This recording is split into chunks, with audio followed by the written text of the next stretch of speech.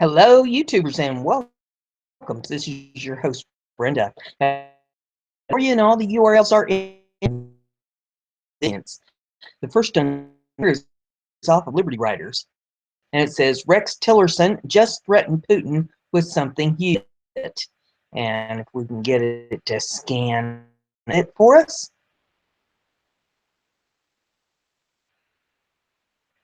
Hamster wheel. It says today Rex Tillerson proved to the world, and it jumped a little bit too much. There we go. It says today Rex Tillerson proved to the world that he has no great love out an ultimatum that would shake even more. The State Department revealed that in a late night call, Tillerson made his demands. Tillerson said sanctions against Russia will remain until they give Crimea back to the Ukraine.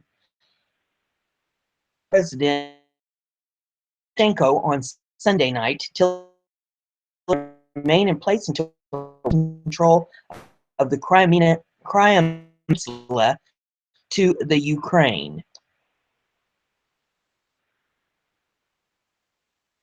Down a little bit more here. And Tillerson he also demanded that Moscow must honor the ceasefire in eastern Ukraine and the Minsk agreement. His talk with him. Listen to that. It says you hear all these liberals trying to say that Rex Tillerson works with Putin because, honestly, prove to them he's 100% American, then there's no. But hey, at least we help. Clearly, Secretary Tillerson wanted to get his message out. Department or State reported on it. The next article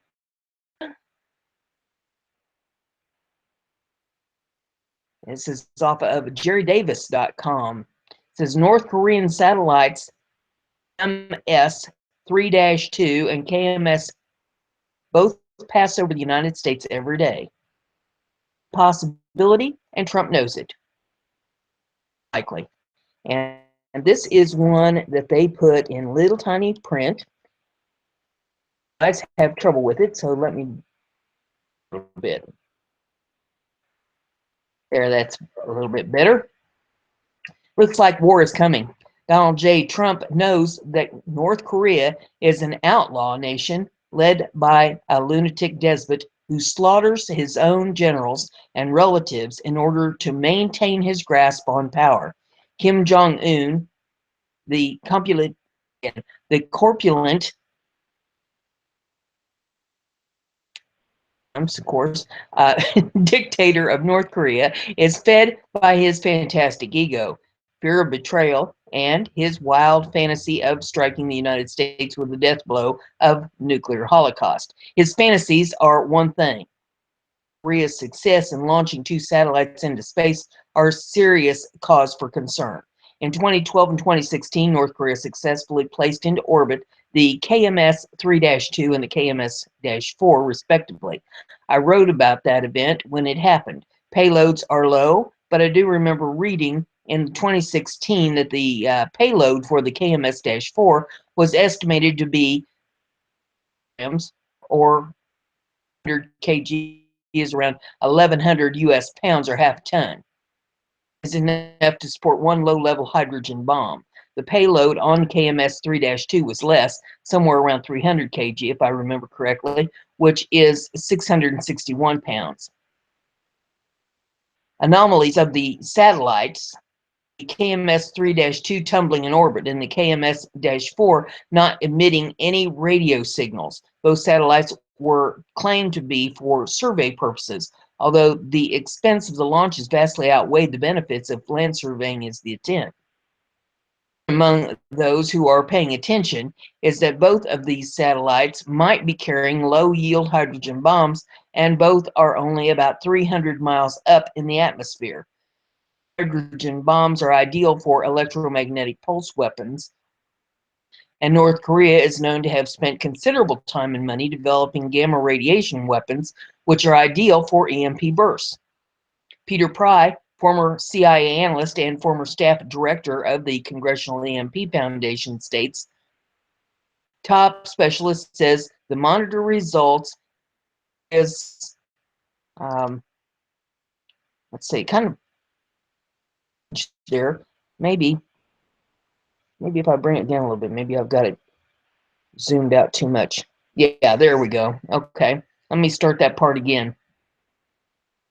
Peter Pry, former CIA analyst and former staff director of the Congressional EMP Foundation, states, but one top specialist says the monitor results and North Korea's claims align fully with the scenario of a device for a low yield yet emitting an enhanced amount of gamma rays.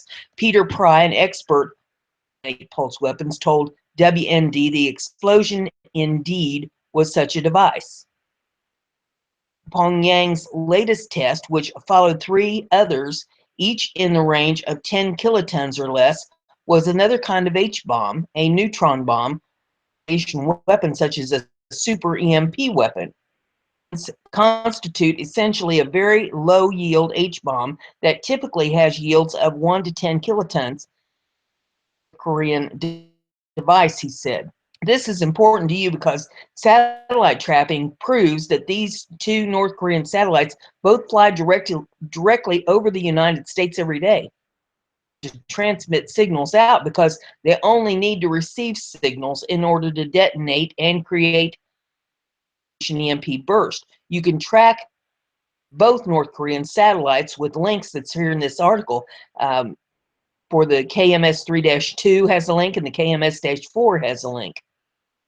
At 300 miles are the ideal weapon power grid of most of the United States. The 300-mile altitude is perfect, allowing coverage of 90% of the continental United States. Gamma radiation is also perfect, as gamma radiation is the most powerful type against the U.S. power grid. In February of 2017, a former NASA space engineer wrote in Space Review of his experiencing visiting North Korea facilities as a special correspondent for MBS News. He wrote that Pyongyang's satellite program was purely for peaceful space exploration and applications was pitifully transparent from the start. What was the true unseen purpose of the enormous expense that the government was pouring into the program? Since our visit, 2 North Korean satellites have actually made it successfully into orbit. Both of them were duds, never transmitting any signals that anyone outside the country could hear. Meanwhile, there have been fears expressed that North Korea might use a satellite to carry a small nuclear warhead into orbit and then detonate it over the United States for an EMP strike. Seem extreme and require an scale on the part of the regime. The most frightening aspect is that exactly such insanity is now evident in the space program. That doomsday scenario, it now seems, has been plausible enough to compel the United States to take active measures to ensure that no North Korean satellite, unless thoroughly inspected before launch, be allowed to reach orbit and never overfly the United States. He further added, in commercial satellite images of the launch site, by propaganda videos of the launch a year ago, there have been significant changes to the pad area, all with concealment in mind. At the longer than a football field concrete pad itself, where I had paced back and forth to the full extent of the security fences, photographing everything in all directions, the entire eastern edge was excavated. An underground rail line was has removable doors, and a massive rail-mounted mobile support structure has been added to receive the rail cargo entirely out of sight observation. Northwards,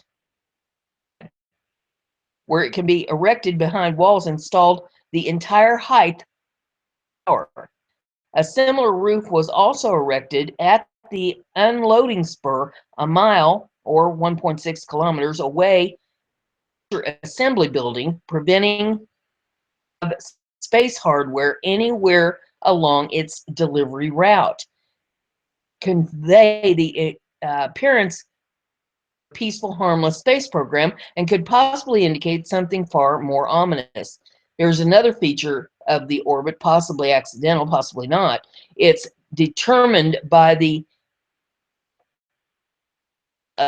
orbital motion mission control for more than 20 years. On the very first pass around the Earth after crossing near the satellite tracks northwards off the west coast of South America, over the Caribbean, and right up the U.S. East Coast 65 minutes after launch, 100 miles west of Washington, D.C. Minor steering adjustment during launch, it could pass right overhead. Inside that half-ton package is literally anybody's guess. That might be a functioning application satellite for the betterment of the population is harder and harder to believe. That it might be something harmful, and no heat shield would be needed if it were supposed to be triggered in space is getting terrifyingly easier to consider. The expert Mr. Peter Vincent, the WorldNet Daily in April of 2016, KMS 3-2 and KMS 4 are orbiting at an altitude of 300 miles with trajectories that put them daily over the U.S. KMS 3-2 was launched in December of 2012, and KMS 4 was launched February the 7th. Altitude, an EMP could impact much of the continental United States, according to EMP experts. Pry is an executive director of the Task Force on National and Homeland Security and director of the U.S. Nuclear Strategy Forum advisory boards. He also served on the congressionally mandated EMP Commission, analyst with the Central Intelligence Agency. That while the U.S. is aware of the satellites, it is unable to determine their payloads. The federal government hasn't commented as much as it has on North Korea's ability to launch a missile capable of reaching the U.S. The development comes at the same time North Korean leader Kim Jong-un has ordered his rocket forces to prepare for a nuclear attack on the U.S. The communist regime is depicting nuclear attack on Washington and New York City. Donald Trump and the Defense Department are fully informed on this matter. Donald Trump will not sit on his hands and quibble with Kim Jong-un. Kim Jong-un has repeatedly stated that he intends to strike the United States with nuclear weapons, and Trump is doing exactly what he should do, placid beast, before he can do real damage. Since Trump is fully aware of the risk we face if he waits, he has no choice to do. If necessary, Trump should use radiation weapons that we have in our arsenal, and I specifically mean neutron weapons. Neutron weapons emit massive bursts of radiation that kill everything within specific radii. Diminishes from impact increases, but death still comes. The attraction of neutron weapons is this: the radiation diminishes very quickly, and personnel can enter the blast area within 2 weeks. Also, the burst rather than kinetic means there is virtually zero property damage. Immediately disable entire divisions of artillery and massed infantry, making the strike on North Korea cost-effective, potentially brief, and sparing on the lives of millions of North Korean civilians who would otherwise be conscripted in a conventional war and be forced to face the United States military as well as the South Korean military. Article is off the Conservative Tribune. North Korea threatens U.S. aircraft carrier with potential strike.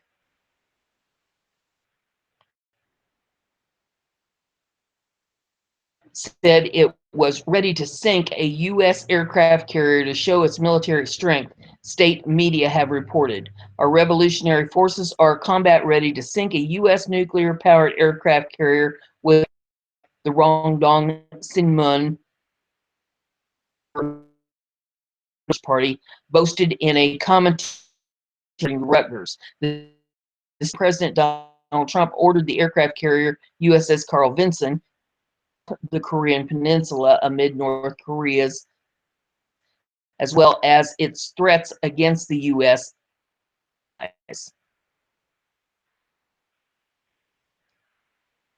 Strike Group conducted joint exercises with the Japan Maritime Self-Defense Force in the Philippine Sea, BBC reported.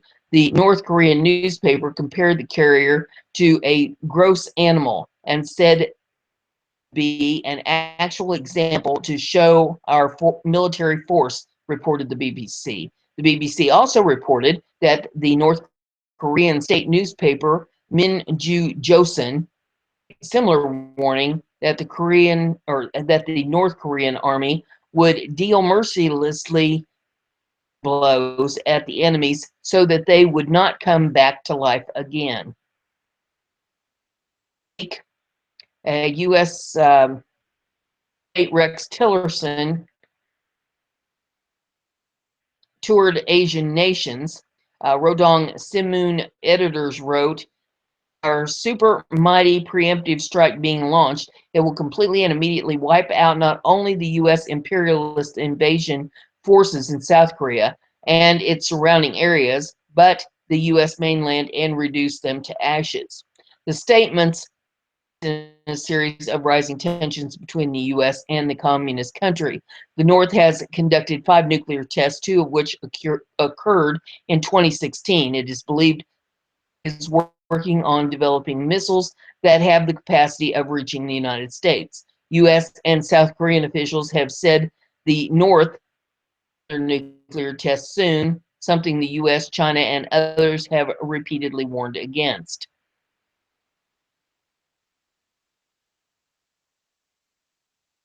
And I'm waiting on the hamster.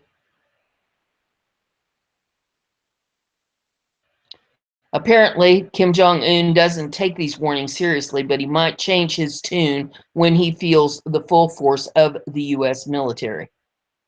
The article is off of Liberty Writers. It says, breaking, armed Iranian ship destroyer. Look what we just fired at. The Persian Gulf has seen a ton of conflict, and the events are ramping up the tension. Look between an Iranian ship and the U.S. Navy. On Monday, an Iranian Revolutionary Guard fast attack craft came up to a U.S. guided missile destroyer and got within 1,000 yards of the American vessel. The details were just released a day later, and it's got this in here if you want to take a look at it. According to Fox News, the Iranian attack ship has its weapons manned and ready. The USS Mahan weapons and fired off a warning flare. This isn't the first time that the USS Mahan was forced to fire flares or warning shots. Coming inbound at a high rate of speed like that and manning weapons despite clear warnings from the ship is obviously provocative behavior, said a U.S. spokesperson. Testing the limits of America's military under Trump, like it if they keep doing it. The U.S. Navy has shown restraints as of now. United States, and eventually we will stand up, and Iran is not going to like it when we do. The next article I have for you is off of Conservative Tribune. It issues shock border wall statement, no funding.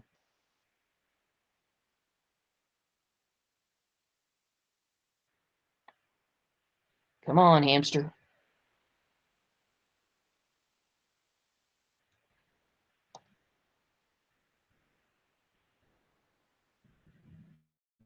He's working on it. Come on, hamster. A bit. called funding for the border wall a poison pill, something that would force Democrats to reject the bill this week and seek government shutdown.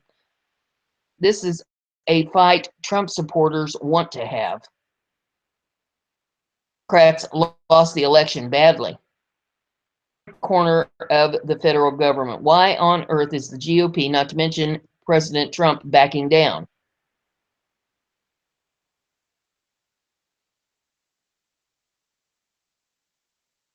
And get the hamster to cooperate here. Okay, Conservative Review senior editor Daniel Horowitz revisited the number of issues the Trump administration and congressional Republicans have dropped since Trump took office in January. He also posed a series of questions about just how seriously Trump actually means to achieve some of the goals that most inspired his supporters in the campaign. Republicans were fighting harder when they controlled only the House of Representatives during the Obama administration than they are now, with the House, Senate, and White House in their hands, he wrote. One question summed up the present and foreseeable future well enough to explain why some Trump supporters are getting very angry, no matter how much they support Trump personally. Can't deliver on any of these basic promises. Capital is the strongest, and they stand the farthest from the next election. What will change in the next year to provide conservatives with a single legislative victory? Matter is that if the GOP and Trump let themselves be put in a position where legislation can't pass without bipartisan approval, Democrats are nation hostage, even though next to powerless. Trump proved in the past 3 weeks he's a hardliner on the international stage.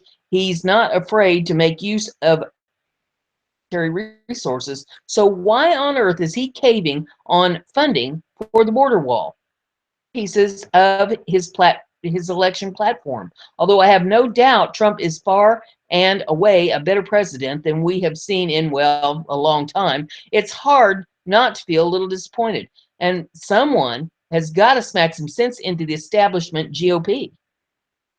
Next article is off of Liberty Writers. Sessions just dropped the hammer on these 10 U.S. cities. Is your city one of them? Sent a letter out to 10 U.S. cities to warn them that they are about to lose their funding. Whip on these terrible, mostly Democrat-run cities that allow illegal immigrants to live in them. Problem that is as big as Shaquille O'Neal. It's huge.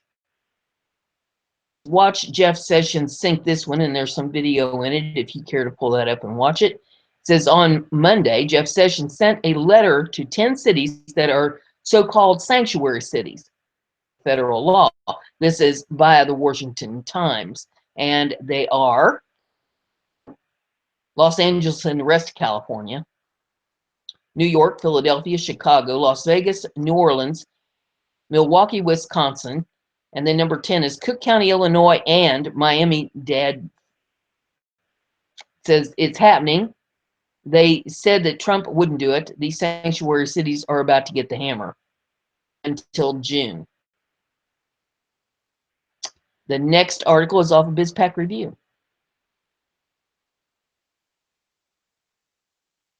Texas House passes sanctuary city ban in 3 a.m. vote. First to pass stiff penalties for public officials. The Texas House of Representatives passed a bill Thursday that places a statewide ban on sanctuary cities and allows state officials to jail police chiefs and sheriffs who refuse to cooperate with the federal immigration authorities. Also lets police officers inquire about the immigration status of anyone they detain or arrest, including the subjects of traffic stops. The Old House approved the bill in a 3 a.m. vote, 81 to 64, after almost 15 hours of debate. Democrats and some Republicans had objected to the provision allowing police to ask about legal status, but the bill eventually passed with the support of the House Tea Party faction. States have considered similar laws, but Texas would be the first in which local police officials could face criminal charges and be removed from office for not assisting federal immigration enforcement efforts, the Associated Press reported. The bill's supporters argue the provisions are necessary to combat immigrant crime, such as drug and human trafficking. GOP Representative Charlie Guerin of Fourth Ward, who supported the bill, said the measure will keep the public safe and remove bad people from the street if enacted. A similar version of the House bill has already passed but the two chambers will have to iron out any differences before sending a final bill to Governor Greg Abbott. Abbott designated the issue an emergency item in January and said he will sign an anti-sanctuary bill regardless of the outcome of the judicial battle over Trump's order. Texas' effort to sanctuary cities comes as the Trump administration's order to defund such jurisdictions is held up in court. A federal district judge in California issued a preliminary injunction against the order Tuesday. The move temporarily forestalls any attempt to withhold federal funds from cities and states that don't comply with information sharing requirements in the immigration code. Unlike the federal court ruling, Texas has come down on the federal government's side in the sanctuary city debate. The next article is off of Breitbart.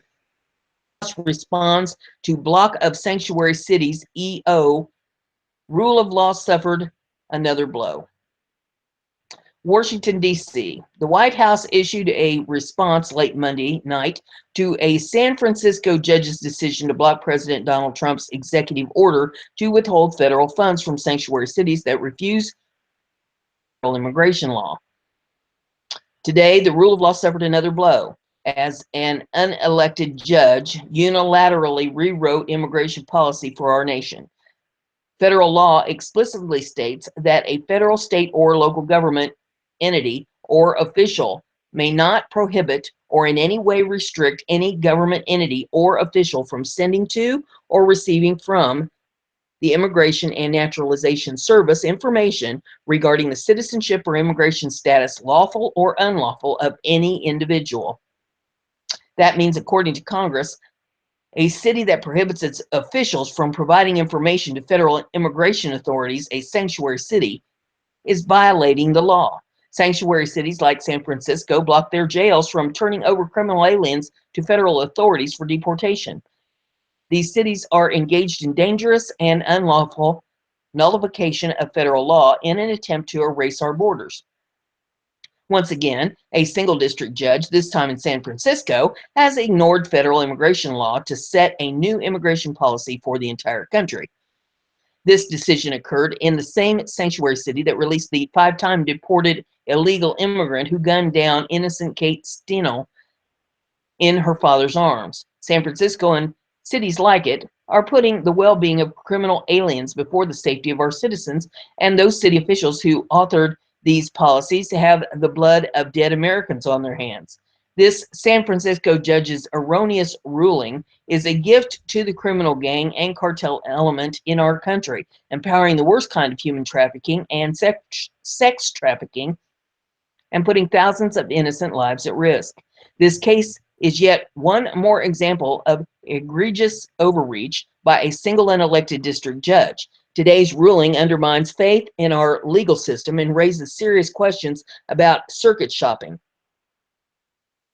But we will ultimately prevail in the Supreme Court, just as we will prevail in our lawful efforts to impose immigration restrictions necessary to keep terrorists out of the United States. In the meantime, we will pursue all legal remedies to the sanctuary city threat that imperils our citizens and continue our efforts to ramp up to remove the criminal gang element from our country.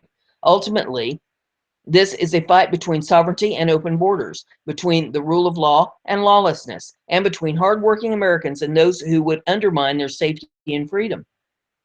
Judge William Orrick III of San Francisco blocked the January 25th order on the basis that it targeted broad categories of federal funding for cities, and he determined that the plaintiffs were likely to succeed in their claims that the order is unconstitutional, according to Rutgers.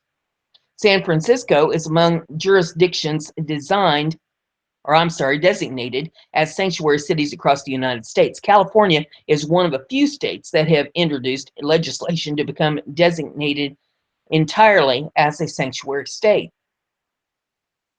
Just last week, Attorney General Jeff Sessions issued letters to sanctuary jurisdictions with a demand to comply with federal immigration laws or face losing law enforcement grant money. This week in Washington, D.C., Sessions met with mayors of 15 large cities, including some that represent sanctuary jurisdictions. The meeting centered around Department of Justice efforts to withhold funds from sanctuary cities.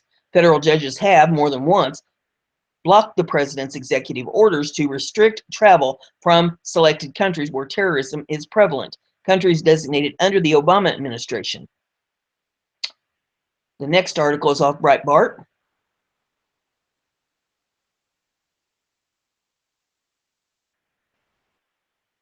Well, DHS to unveil voice office for victims of illegal alien crime.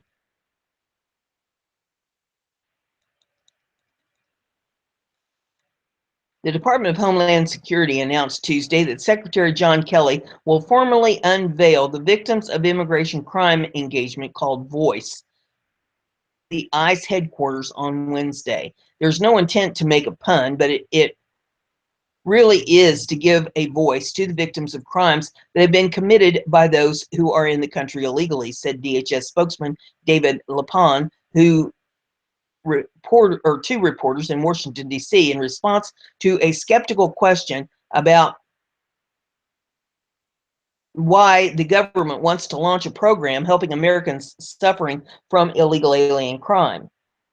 There are a lot of offices and entities that do similar things for crime victims writ large, but nobody has the level of understanding of immigration that ICE does. And so it's a way to keep victims and their families informed, and not just about the criminal justice aspects of their particular case, but the immigration aspects. That's something that isn't covered by other groups and offices who maintain contact with the victims of crimes.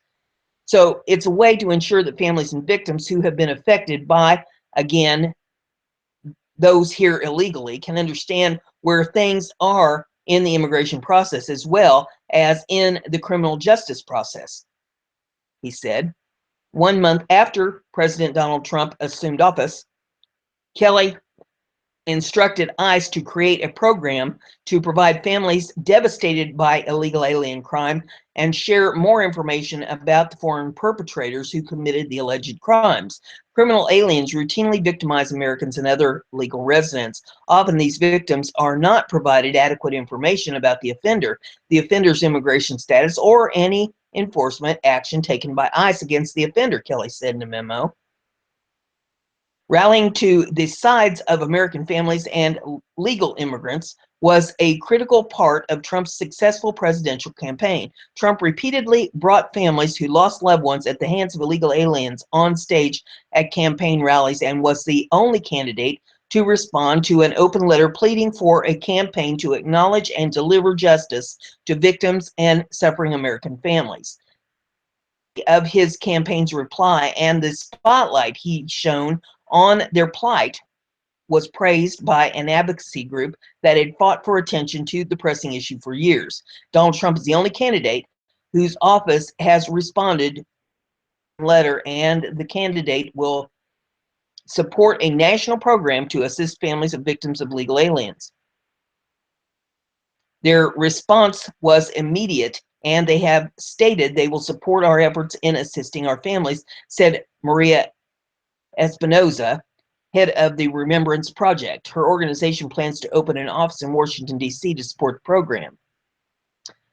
A December report estimates that some 800,000 illegals evaded deportation under Obama administration, including roughly 620,000 convicted of terrible crimes such as murder and rape.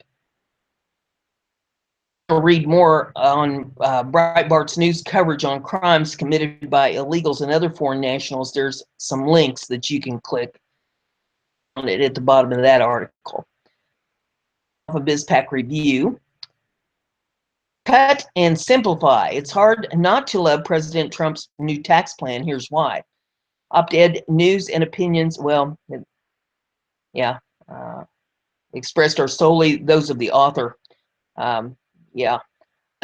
Details about President Trump's tax plan continue to emerge, and so far there's a lot to like. On Wednesday, White House Chief Economic Advisor Gary Cohen outlined several key details to reporters at the White House press briefing, explaining how the proposal will both encourage economic growth and simplify the tax code. In what will by far, try that again, in what will be by far the most far-reaching tax reform bill since Reagan overhauled the system in 1986. The legalization is expected to reduce the number of tax brackets from 7 to 3, as well as eliminate other taxes entirely, according to the Free Beacon. We're going to cut taxes and simplify the tax code by taking the current 7 tax brackets we have today and reducing them to only 3 brackets, a 10 bracket um, a 10% bracket, a 25% bracket, and a 35% bracket, Cohen told reporters. On the chopping block, death taxes and the much maligned alternative minimum tax. The alternative minimum tax creates significant complication and burdens which require taxpayers to do the taxes twice to see which is higher. That makes no sense. And we should have one simple tax code, Cohen said. We are going to repeal the death tax. The threat of being hit by the death tax leaves small business owners and farmers in this country to waste countless hours and resources on complicated estate planning to make sure their children aren't hit with huge tax when they die. The plan will also essentially create a 0% tax rate by increasing the standard deduction for married couples to the first $24,000 earned, which will lead to simplification because far fewer taxpayers will need to itemize, which means their tax form can go back, yes, to that one simple page, according to Cohen. On the economic side, growth will be driven by reducing capital gains and dividend taxes to 20% and repealing the 3.8% Obamacare tax on both. A measure even some Democrats should be able to get behind. Several tax breaks for top earners will be estimated, but long-standing deductions for charitable giving, homeownership, and retirement savings will remain in place. Additionally, families will get tax breaks for child and dependent care expenses. The next article is off of Breitbart. House calls for deep cuts to taxes on families, individuals, and businesses. President Donald Trump on Wednesday proposed deep changes to federal taxes, including sharp cuts in both individuals and business taxes.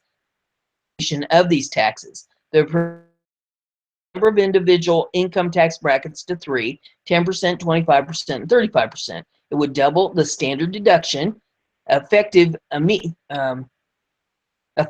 eliminating federal income taxes on the first $24,000 of a couple's income. It also calls for the elimination of the estate tax and the alternative minimum tax. The White House also said that families would receive a break for child care expenses. As a result of these changes, the tax burden on most Americans would be reduced under the plan. The Trump administration would eliminate most itemized tax deductions except for the deductions for mortgage interest and charitable donations. Notably, taxpayers would not be able to deduct state and local taxes, which hurts residents of high tax states such as New York and California. Lower tax rates, however, make these deductions less valuable. The corporate tax rate would fall to 15% from 35%, as companies would owe little to no tax on future profits earned outside the U.S., putting the U.S. on a territorial tax system similar to those employed in most developed countries. Business income reported on individual returns would also drop to 15%, a change that would benefit many small businesses. Treasury Secretary Steven Mnuchin and White House economist advisor Gary Cohen set forth the framework at a White House press conference on Wednesday. The proposal bears a strong resemblance to those set forth by the Trump campaign last year. Many details will still have to be worked out and negotiated with Congress. The proposal did not go into specifics about the child care credit, for example, nor did it spell out how stockpiled foreign earnings of U.S. companies would be treated if reparated. The final article that I have for you is off the Conservative Tribune. It says, "Hate NAFTA? Epic news for you.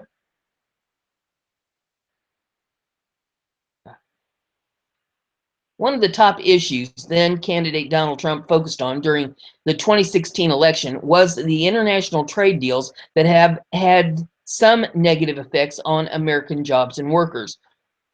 One of those deals is the North American Free Trade Agreement. President Trump has been getting ready to take some sort of action on that arrangement. Executive order directing the Commerce Department to use a little-known national security provision of the Trade Expansion Act of 1962 to investigate steel imports. Trump also hinted that his administration could take action on NAFTA within the next couple weeks, specifically mentioning the impact the agreement has had on portions of the U.S. dairy industry. NAFTA, whether it's Mexico or Canada, is a disaster for our country, Trump said, according to the White House. It's a disaster. It's a trading disaster, and we'll be reporting back sometime over the next 2 weeks as to NAFTA and what we're going to do about it. For our dairy farmers in Wisconsin and New York State, we're not going to let this happen, he continued. We can't let Canada or anybody else take advantage and do what they did to our workers and to our farmers. And again, also just mentioned, included in there is lumber, timber, and energy. So we're going to have to get to the negotiating table with Canada very, very quickly, he added. Again, just to tell you, this is another NAFTA disaster, and we're not going to let it continue onward. According to the Washington Post, Trump has previously called for a thorough review and NAFTA, among other trade deals, and he has floated the idea of imposing tariffs on imports as a way to protect American manufacturing jobs. While it is true that trade deals like NAFTA have led to an increase in less expensive foreign imports that have led to a decrease in American jobs, particularly in the manufacturing sector, those cheap imports have also provided lower prices on consumer goods, which in turn help American workers by making their dollars stretch further. It will be interesting to see sort of action the Trump administration will take regarding NAFTA, and you can bet that manufacturers, importers, and exporters across the continent will be watching closely. All I have for you today. If you like what I'm doing here, give it a thumbs up, share it on your social media so everybody gets to hear the news. Get to subscribe if you haven't done that yet, and that way you'll stay informed. Have a great day.